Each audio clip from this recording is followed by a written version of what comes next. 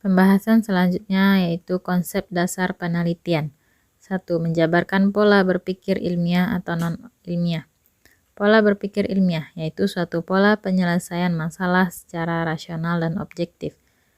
Pola berpikir non-ilmiah yaitu kegiatan berpikir yang dilakukan oleh seseorang yang hanya menggunakan akal sehat, perasaan, prasangka, dan intuisi yang kebenarannya diperoleh secara kebetulan. 2. Memperjelas hakikat, tujuan, dan fungsi penelitian. Hakikat. Secara umum, penelitian diartikan sebagai suatu proses pengumpulan dan analisis data yang dilakukan secara sistematis dan logis untuk mencapai tujuan-tujuan tertentu. Yang kedua, tujuan. Untuk menemukan jawaban terhadap persoalan yang signifikan melalui penerapan prosedur-prosedur ilmiah. Fungsi. Menunjukkan isi dan cara mengelola pembelajaran serta mengorganisasikan dan menjalankan sekolah. 3. Mengidentifikasi dan menjelaskan paradigma pendekatan penelitian. Pendekatan kuantitatif, yaitu merupakan pendekatan penelitian yang mendasarkan diri pada paradigma positif dalam mengembangkan ilmu pengetahuan. Kedua, pendekatan kualitatif merupakan pendekatan penelitian yang berlandaskan fenomenologi dan paradigma konstruktivisme dalam mengembangkan ilmu pengetahuan. 3. Pendekatan metode gabungan. Penelitian gabungan merupakan pendekatan penelitian yang memadukan penjaringan dan analisis data kualitatif dan kuantitatif. 4. Menguraikan hambatan-hambatan dalam penelitian pendidikan dan solusinya. Hambatan pelaksanaan pendidikan politik. Hambatan, belum ada aturan-aturan mengenai petunjuk pelaksanaan pendidikan politik. Solusinya yaitu segera membuat peraturan tentang petunjuk pelaksanaan pendidikan politik oleh partai politik. Bab 1. 1. Menjabarkan kriteria pemilihan judul dari berbagai jenis penelitian. Kriterianya menyebutkan variabel penelitian, menyebutkan unit analisis penelitian, menyebutkan lokasi penelitian, dan judul disusun sesingkat mungkin. Yang kedua, menjelaskan pengertian masalah, kriteria masalah yang baik, sumber ide masalah, dan menentukan masalah. Pengertian masalah. Masalah adalah pertanyaan ataupun kalimat yang memerlukan informasi untuk menjawab atau menguraikannya. Menentukan masalah. 1. Berdasarkan identifikasi. 2. Berdasarkan pemahaman teoritis. Kriteria masalah. Masalah harus memiliki nilai penelitian. Masalah harus mempunyai visibilitas. Masalah harus sesuai dengan kualifikasi peneliti. Menjelaskan langkah-langkah mengidentifikasi masalah penelitian pendidikan. Yang pertama, identifikasi masalah secara umum. 2. Memahami sifat masalah. 3. Kumpulkan literatur yang tersedia. 4. Mengembangkan ide-ide melalui diskusi. 5. Menyusun ulang masalah penelitian. 5. Menjabarkan batasan masalah penelitian pendidikan. Batasan masalah adalah ruang lingkup masalah atau upaya membatasi ruang lingkup masalah yang terlalu luas atau lebar. 6. Menjabarkan rumusan masalah penelitian. A. Masalah deskriptif. Rumusan masalah deskriptif adalah suatu rumusan masalah yang berkenaan dengan pertanyaan terhadap keberadaan variabel mandiri, baik hanya pada satu variabel atau lebih. B. Masalah asosiatif. Rumusan masalah asosiatif adalah suatu rumusan masalah penelitian yang bersifat menanyakan hubungan antara dua variabel atau lebih. C. Masalah komparatif. Rumusan masalah komparatif adalah rumusan masalah penelitian yang membandingkan keberadaan suatu variabel atau lebih pada dua atau lebih sampel yang berbeda atau pada waktu yang berbeda. 7. Menjabarkan tujuan penelitian. Penemuan berarti mendapatkan sesuatu yang baru untuk mengisi kekurangan atau kekosongan atau menciptakan sesuatu yang sebelumnya belum ada.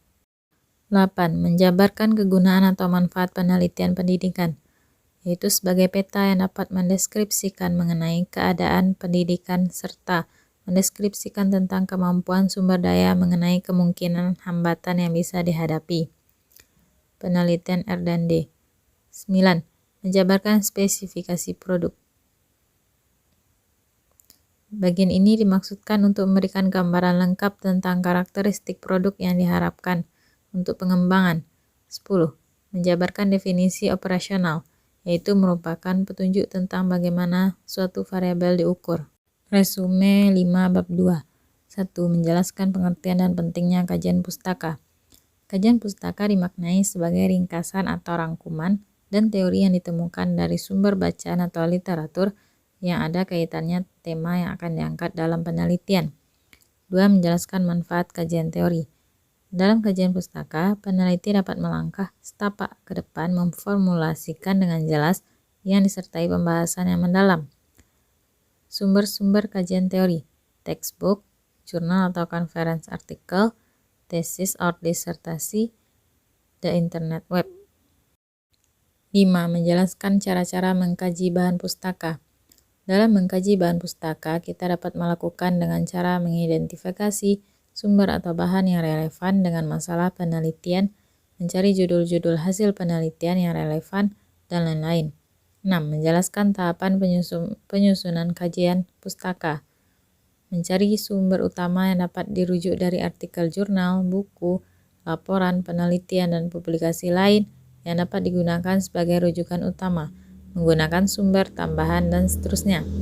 7. Menjelaskan variabel dan indikator penelitian. Variabel pada hakikatnya merupakan konsep yang mempunyai variasi nilai, objek atau kejadian yang berbeda dalam nilai-nilai yang dijumpai pada orang, objek, atau kejadian itu. 8. Menjelaskan cara-cara menyusun kerangka berpikir. Menguasai teori-teori ilmiah sebagai dasar argumentasi, menganalisa variabel-variabel yang terkait dalam permasalahan, membahasakan sendiri hasil pemahaman dan analisa landasan teori. 9. Menjabarkan penelitian relevan dan cara penulisannya. Kajian relevan adalah deskripsi tentang kajian penelitian yang sudah pernah dilakukan seputar masalah yang diteliti. 10. Menguraikan hipotesis. Hipotesis merupakan jawaban sementara terhadap rumusan masalah penelitian, di mana rumusan masalah penelitian telah dinyatakan dalam bentuk kalimat pertanyaan. Resume 6 bab 3a. 1. Menjelaskan karakteristik dari berbagai jenis penelitian. A. Penelitian kualitatif. Menggunakan natural setting sebagai sumber penelitian, maksudnya peneliti harus terjun ke dalam situasi yang sebenarnya. Kedua, penelitian kuantitatif. Tujuan penelitian yaitu menggeneralisasi temuan penelitian sehingga dapat digunakan untuk memprediksi situasi yang sama pada populasi lain. 3. Menjabarkan populasi dan responden penelitian. Populasi yaitu keseluruhan anggota, kejadian, atau objek yang telah ditetapkan dengan baik. Populasi adalah berkenaan dengan data, bukan orang atau bendanya. Responden penelitian adalah seseorang atau karena lazimnya berupa orang yang diminta untuk memberikan respon atau jawaban terhadap pertanyaan-pertanyaan, langsung maupun tidak langsung. 5. Menjabarkan variabel dan data penelitian. Variabel yaitu konsep yang mempunyai variasi nilai. Data penelitian merupakan bahan keterangan tentang sesuatu objek penelitian yang diperoleh di lokasi penelitian. Pengertian instrumen penelitian, yaitu alat atau fasilitas yang digunakan oleh peneliti dalam mengumpulkan data agar pekerjaannya lebih mudah dan hasilnya lebih baik, dalam arti lebih cermat. Fungsi instrumen penelitian, alat untuk merekam, mencatat informasi dari responden sebagai acuan peneliti dalam mendapatkan data penelitian, serta alat untuk mengorganisasi proses interview, dan lain-lain. Resume 7 bab 3b. Membuat instrumen online dan offline untuk penelitian deskriptif dan korelasi. Instrumen online dan offline penelitian deskriptif, yaitu kuesioner, wawancara, buku catatan, alat rekam, buku tes, observasi, dan peneliti. Menjabarkan teknik pengolahan data secara statistik deskriptif dengan contoh. Statistik deskriptif digunakan untuk menggambarkan berbagai karakteristik data yang berasal dari suatu sampel.